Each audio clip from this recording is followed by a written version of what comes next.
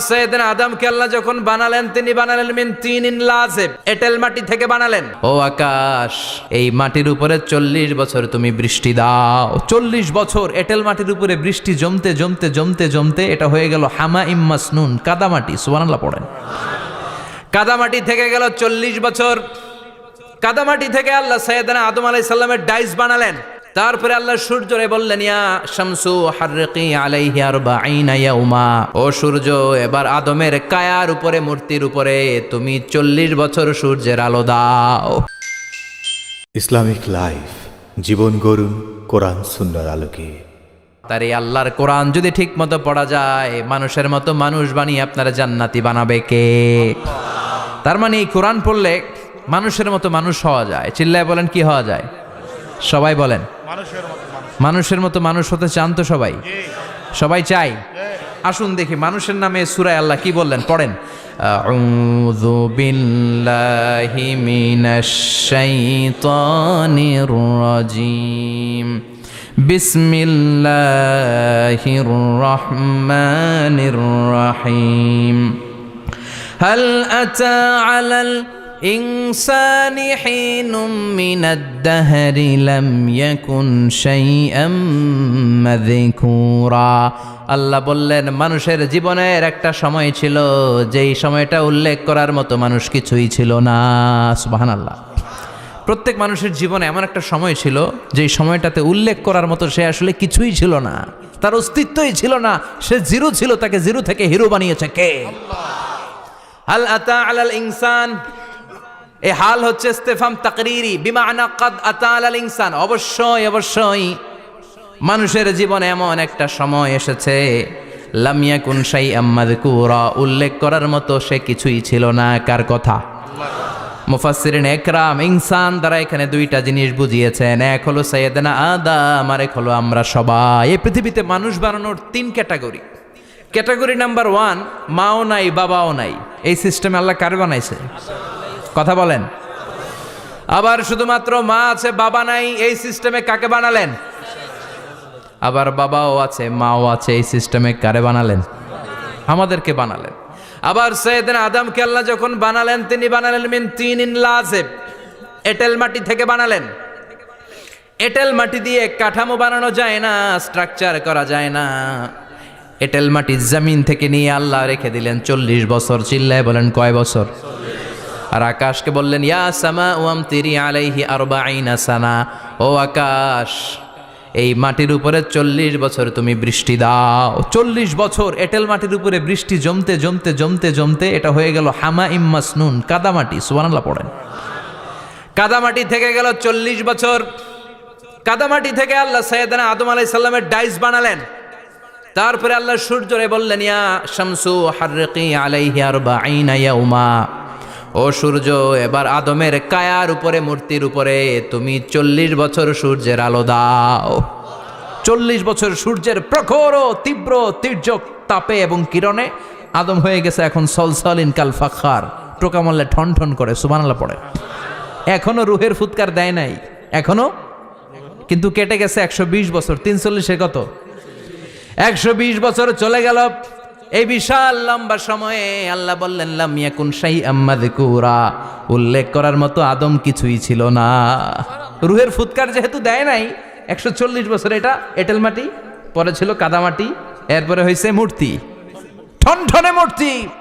উল্লেখ করার মতো আদমের জীবনে 124 বছরে কিছুই ছিল না। চিল্লায় বলেন, ঠিক কিনা?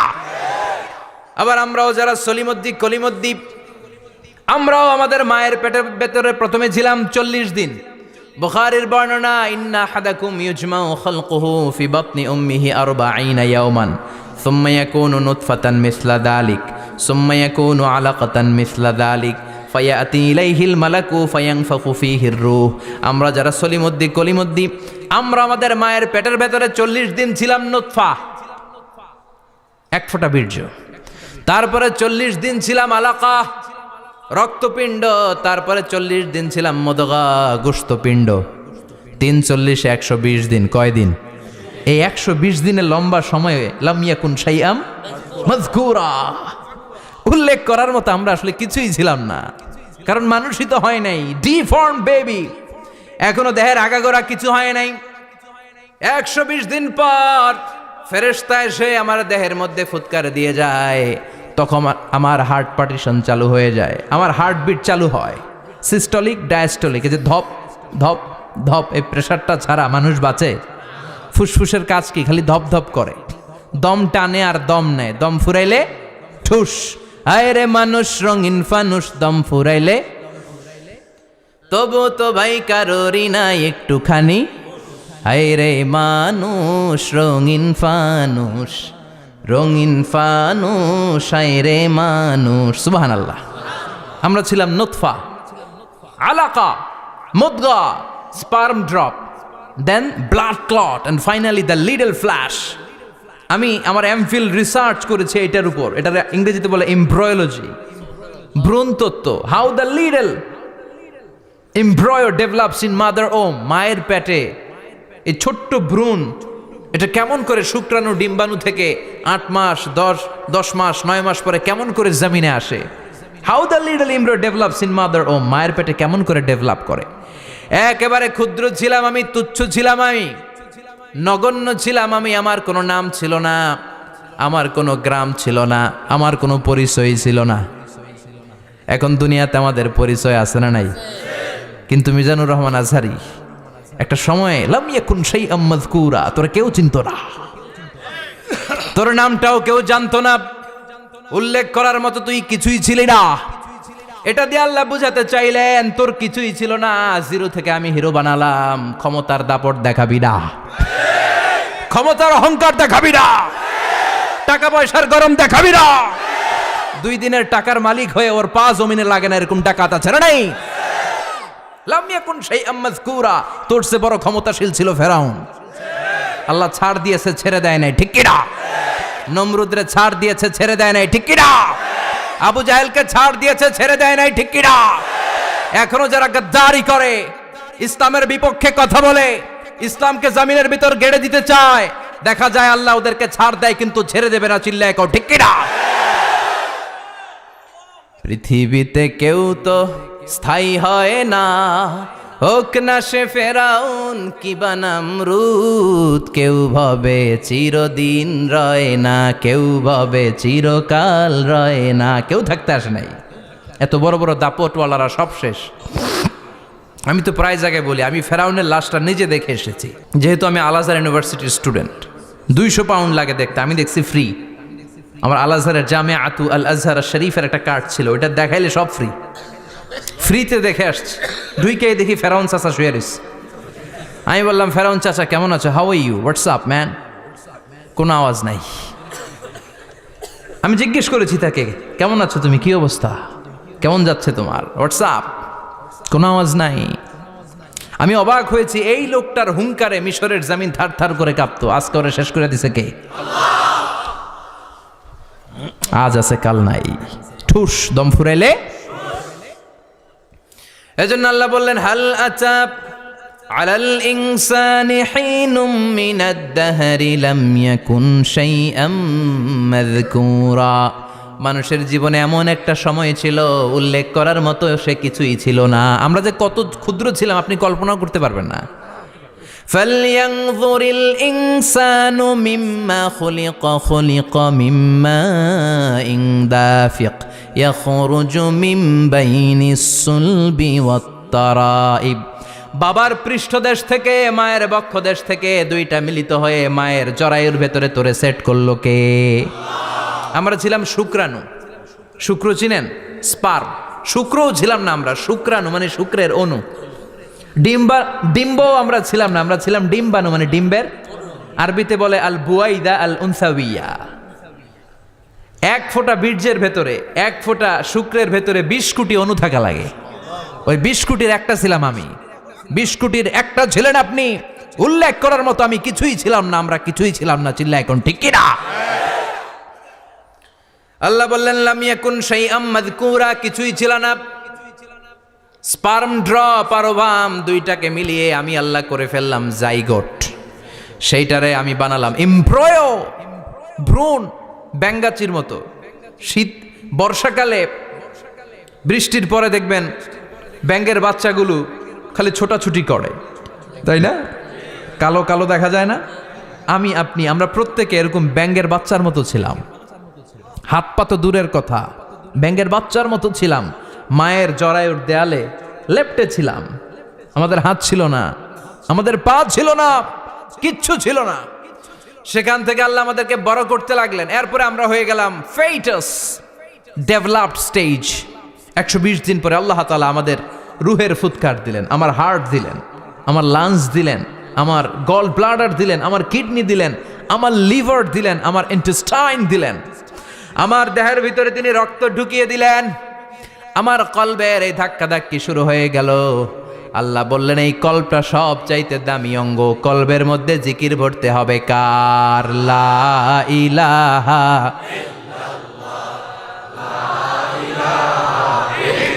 লা ইলাহা ইল্লাল্লাহু মুহাম্মাদুর রাসূলুল্লাহ সাল্লাল্লাহু। কলবের ভেতরে ভরতে হবে আল্লাহর জিকির। অনেকেই কলবের ভেতরে ভরে আয়না, আছে না নাই? আয়না বসাইয়া দে মোর দয়াল বাবা, কেল্লা কাবা আহেনার কারিগর, আয়না বসাইয়া দে মোর। তোর বাবার কলবেই তো আয়না নাই, তোরে কি আয়না দিবে বেটা? বিশ্বনবী কখনো বলেছেন কলবে আয়না বসাতে? বিশ্বনবীর সাহাবারা কলবে বসাতে হবে আল্লাহর জিকির। আলা বিযিক্রিল্লাহি তাতমাইন্নুল। দুনিয়ার কোনো কিছু কলবকে ঠান্ডা করতে পারে না, একমাত্র আল্লাহর জিকির ছাড়া। এজন্য আল্লাহ বললেন হাল আতা আলাল ইনসানি হিনুম মিনাদ দাহরি লাম ইয়াকুন শাইআম মাযকুরা। প্রতিটা মানুষের জীবনে এমন একটা সময় ছিল উল্লেখ করার মতো কিছুই ছিলাম না। এই আয়াতটা যখন ইসলামের প্রথম খলিফা বিশ্বনবীর ডান হাত সাইয়েদনা আবু বকর পড়তেন, তিনি শুধু কান্না করতেন, চোখের পানি ফেলতেন আর বলতেন লাইতাহা তাম্মাত, হায় হায় আমার পুরো জীবন যদি এভাবেই কেটে যেত। লাম ইয়াকুন শাইআম মাযকুরা, মায়ের পেটের ভিতরে যখন ছিলাম, কিছুই যখন ছিলাম না, এরকমই যদি থাকতাম কতই না ভালো হতো। লা নাবতালি ওয়ালা নালিদ, জন্মগ্রহণ করতাম না, পরীক্ষার সম্মুখীন হতাম না, জীবনটা যদি এমনিই কেটে যেত কতই না ভালো হতো। এজন্য আল্লাহ বললেন প্রতিটা মানুষের জীবনে এমন একটা সময় ছিল উল্লেখ করার মতো সে কিছু ছিল। এরপর আল্লাহ বললেন ইন্না খলাকনাল ইনসানা মিন নুতফাতিন আমশাজিন নাবতালি ফাজআলনাহু সামিআন বাসীরা। নিশ্চয় আমি মানুষকে জমাট বাঁধা মিশ্রিত নুতফা থেকে তৈরি করেছি। বাবার শুক্রাণু মায়ের ডিম্বাণু দুইটাকে মিলিয়ে দিল কে? জরায়ের ভিতরে সেট করলো কে? আল্লাহ বললেন ফি কারারিম মাকিন, গোপনতম প্রকোষ্ঠে, যেই প্রকোষ্ঠে কোনো কবিরাজের কবিরাজি কাজে লাগে নাই, কোনো ডাক্তারের ডাক্তারি কাজে লাগে নাই, কিন্তু 9টা মাস ধরে খাবার পানি আর অক্সিজেন তোরে দিছে কে? আবার আল্লাহ বললেন ফি যুলুমাতিন সালাস, 3টা প্যাকেট পড়িয়ে তোরে আমি রেখেছি, যতটুকু টেম্পারেচারে রাখলে তুই বেঁচে থাকবি ততটুকু টেম্পারেচারে তোরে রেখেছে কে? এজন্য আল্লাহ বললেন মিন নুতফাতিন আমশাজিন নাবতালি, তারপরে তোকে আমি পরীক্ষা করতে শুরু করলাম দুনিয়ায়। দুনিয়াতে আমাদের জন্য পরীক্ষা আছে না নাই? যে আল্লাহর কাছে যত প্রিয় তার পরীক্ষাও তত। আসাদুন নাসি বালাআন আল আম্বিয়া, দুনিয়ার মধ্যে সব চাইতে বেশি আল্লাহ পরীক্ষা করেছেন নবীদের, ঠিক না? সাইয়েদনা ইউসুফ আলাইহিস সালাম 10 বছর জেলে বন্দী ছিলেন, বিশ্বনবী 3 বছর জেলে বন্দী ছিলেন। শিয়াবে আবি তালেবের জেলখানায় বিশ্বনবী ছিলেন কি ছিলেন না? এজন্য জেল জরিমানা মুমিন ভয় পায় না, ঠিক না? আল্লাহ বললেন নাবতালি, তোকে আমি পরীক্ষা করব ভয় দিয়ে, ক্ষুধা দিয়ে, সম্পদের হানি ঘটিয়ে, প্রাণ নাশের হুমকি দিয়ে। ইসলামের কথা বলা এত সোজা না। আপনি ইসলামের কথা বলবেন, আপনার বিরুদ্ধে ষড়যন্ত্র আছে না নাই? কিন্তু এগুলো দেখার আমাদের সময় আছে নাকি? আমরা কোরআনের কথা বলেই যাব, কোরআনের শান্তির বাণী বিশ্বব্যাপী আমরা ছড়িয়েই দিব, ঠিক কি না?